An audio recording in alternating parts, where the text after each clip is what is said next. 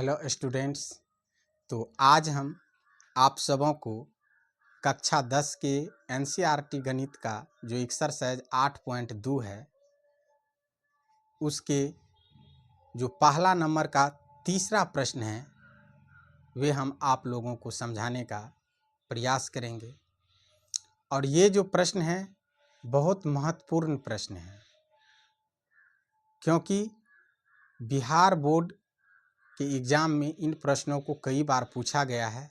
इसलिए आप लोग इन प्रश्नों को ध्यान से देखिए। तो देखो बउआ, प्रश्न आपका क्या है? कॉस 45 डिग्री बट्टे सेक 30 डिग्री प्लस कॉसेक 30 डिग्री। तो आपको पहले तो मान मालूम होना चाहिए। हम बताए थे कि बउआ साइन से लेकर के टेन, कॉस, कॉट, सेक, कॉसेक सभी का मान आपको 0 डिग्री से लेकर के और 90 डिग्री तक का मान आपको मालूम होना चाहिए, तभी आप इन प्रश्नों को हल कर सकते हैं। क्योंकि ये जो मान है इस प्रश्नावली के लिए वे चाबी का काम करता है। जिस प्रकार से ताला बिना चाबी को बउआ नहीं खुलता है, उसी प्रकार से आप जब मान को याद नहीं रखोगे तो इस प्रश्नावली को आप नहीं बना पाओगे। तो देखिए इन प्रश्नों को। कॉस 45 डिग्री का मान क्या होता है? 1/√2 होता है। अब सेक 30 डिग्री का मान क्या होता है? 2/√3 प्लस है तो प्लस दे देंगे। कॉसेक 30 डिग्री का मान होता है 2। अब 1/√2 है उसको आप सेम लिख लीजिए। अब निचले वाला जो ये भाग है इसको आप भिन्न जोड़ कर लीजिए। तो देखिए जैसे इसका बट्टा क्या है? √3 है, तो इस संख्या को आप सेम लिख लीजिए, इस 2 को। प्लस इसका बट्टा नहीं है तो √3 को 2 को गुना करके लिख लीजिए। तो √3 और 2 को गुना करोगे तो क्या होगा? 2√3 हो जाएगा बट्टे √3। अब एक बार और यहाँ समझिए, हमने यहाँ पर भिन्नजोड़ किए हैं। इसका बट्टा नहीं है तो आप 1 लिख सकते हैं। किसी भी संख्या का यदि बट्टा कुछ नहीं है तो 1 आप लिख सकते हैं। अब देखिए √3 को 1 को यदि आप एलसीएम लोगे तो क्या होगा? √3 होगा। √3 में यदि √3 से भाग दोगे तो भागफल क्या होगा? 1 होगा। 1 को 2 को गुना करोगे तो क्या आएगा? 2। फिर प्लस है तो प्लस। 1 से यदि आपने √3 में भाग दिए तो भागफल क्या आएगा? √3। √3 को और 2 को मल्टीप्लाई करोगे तो क्या होगा? 2√3। क्योंकि कभी भी समान संख्या से यदि समान संख्या में भाग दिया जाता है तो भागफल होता है 1। जैसे 8 से आप 8 में भाग दोगे तो भागफल क्या होगा? 1। 6 से 6 में भाग दोगे तो भागफल क्या होगा? 1। और जब किसी भी संख्या को 1 से भाग दिया जाता है तो भागफल वही संख्या होता है जिस संख्या में आप भाग देते हैं। मान लीजिए कि आपने 8 में 1 से भाग दिए तो भागफल क्या आएगा? 8। 9 में आपने 1 से भाग दिए तो भागफल क्या आएगा? 9। तो उसी प्रकार से √3 से √3 में हम भाग देंगे तो भागफल 1। 1 को 2 को गुना करेंगे तो क्या आएगा? 2। 1 से यदि आप √3 में भाग दोगे तो भागफल आएगा √3। √3 को 2 को गुना करोगे तो 2√3। अब यहाँ आपको समझ में आ गया होगा। अब देखिए कि 4 गो बट्टा है, तो गणित में यदि 4 गो बट्टा हो जाता है तो आप भिन्न भाग जिस प्रकार से बनाए थे उसी प्रकार से इसको भी बनाना पड़ता है। तो पहले क्या है? 1/√2 ये मेन बटा है।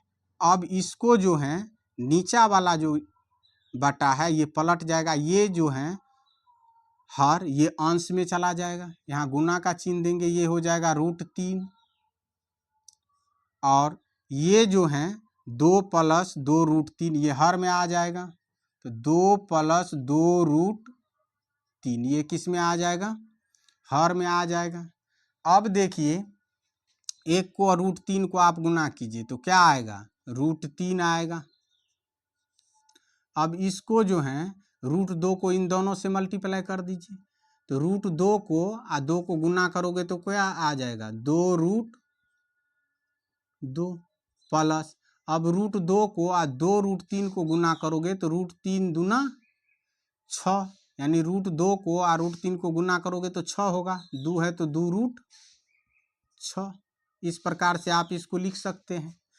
अब यहाँ पर हमें क्या करना होगा, जब इस प्रकार से मान हमें प्राप्त होता है तो उसको क्या करना पड़ता है, परमेकरण करना पड़ता है, जो आप लोग 9th क्लास में पढ़े होंगे परमेकरण। अब देखिए उसका यहाँ पर प्रयोग। अब देखिए परमेकरण करने के लिए इसमें हम क्या करते हैं, 2 यहाँ भी है 2 यहाँ भी है, तो 2 को कॉमन ले लेते हैं, तो ये हो जाएगा √3/2 को यदि कॉमन ले लेंगे तो √2 प्लस बचेगा √6, ये बचेगा। अब जब हम इसका परमेकरण करेंगे तो √3, पहले तो ये संख्या को सेम लिख लीजिए, 2√2 प्लस में √6 गुना, आप ये पूरे से भी कर सकते हैं, नहीं तो केवल ये संख्या ले लीजिए। तो ये संख्या लेंगे, ये दोनों संख्याओं के बीच में क्या है, प्लस है तो क्या हो जाएगा माइनस, परमेकरण करेंगे तो 2√2 माइनस √6 बट्टा √2 और माइनस में रूट क्या हो जाएगा 6, और माइनस रहता तो क्या होता, प्लस होता। अब देखिए, अब ये जो √3 है, इस √3 को इन दोनों संख्या से आप गुना करके लिख लीजिए, तो √3 को 2 को गुना करोगे तो क्या हो जाएगा, रूट में 6 माइनस √3 को और √6 को गुना करोगे तो क्या हो जाएगा, रूट में 6 3 को गुना 18 बट्टा, अब देखिए 2 हैं तो 2 लिख लीजिए। देखिए अब ये a प्लस बी और a माइनस बी के सूत्र पर आ गया, तो a plus B into a minus B बराबर सूत्र क्या हो जाता है, a² माइनस b²। ये अलजेब्रा का फॉर्मूला है, और ये समझ लीजिए ये एंटीबायोटिक है, कहीं भी सेट हो जाता है, इसलिए इस सूत्र को याद रखना बहुत ही जरूरी है। अब देखिए a के स्थान पर क्या है, √2 और b के स्थान पर क्या है, √6। a के स्थान पर √2 और b के स्थान पर क्या है, √6। तो सूत्र क्या होता है, a², तो a के जगह पर क्या है, √2, तो √2 का स्क्वायर माइनस √6 के b के जगह पर क्या है, √6, तो क्या लिखेंगे हम, √6 का स्क्वायर, क्योंकि a² माइनस बी स्क्वायर होता है, तो a के मान पर स्क्वायर और b के मान पर भी स्क्वायर। अब यहाँ से आप जब इसको हल करोगे तो ऊपर में देखिए क्या है, √6 है, माइनस रूट में 18 को आप लिख सकते हैं 9 गुना 2 पे रूट बट्टे, अब यहाँ 2 है, √2 का वर्ग होगा बुआ 2, माइनस √6 का वर्ग क्या होता है 6। अब देखिए √6 माइनस 9 का वर्गमूल 3, √2 का वर्गमूल तो नहीं निकलता है पूरा पूरा, तो इस प्रकार से हम लिख सकते हैं। अब यहाँ देखिए 2 गुना, इंटू हटेगा तो गुना का चिन्ह, अब 2 में से 6 तो घटेगा नहीं, तो माइनस लगा दीजिए, 6 में से 2 को घटा दीजिए 4। अब देख लीजिए √6 माइनस 3√2 बट्टे क्या हो गया -8।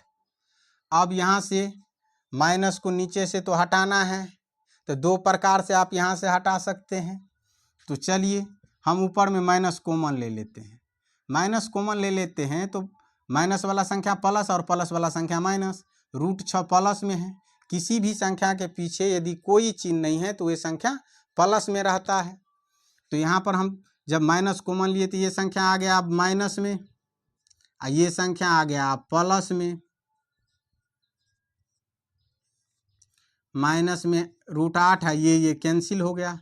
अब यहाँ से आप प्लस वाला को पहले लिख लीजिए, 3√2 और माइनस √6 बट्टे 8। इस प्रकार से इस प्रश्न का हल हो जाता है, और हम आशा करते हैं कि आप लोग ये क्वेश्चन समझ गए होंगे। इस प्रश्न को आप लोग अपने नोटबुक पर 5-10 बार कम से कम बनाना, क्योंकि ये परीक्षा के दृष्टिकोण से बहुत ही महत्वपूर्ण प्रश्न है। तो अब अगले प्रश्नों को हम लोग हल करेंगे।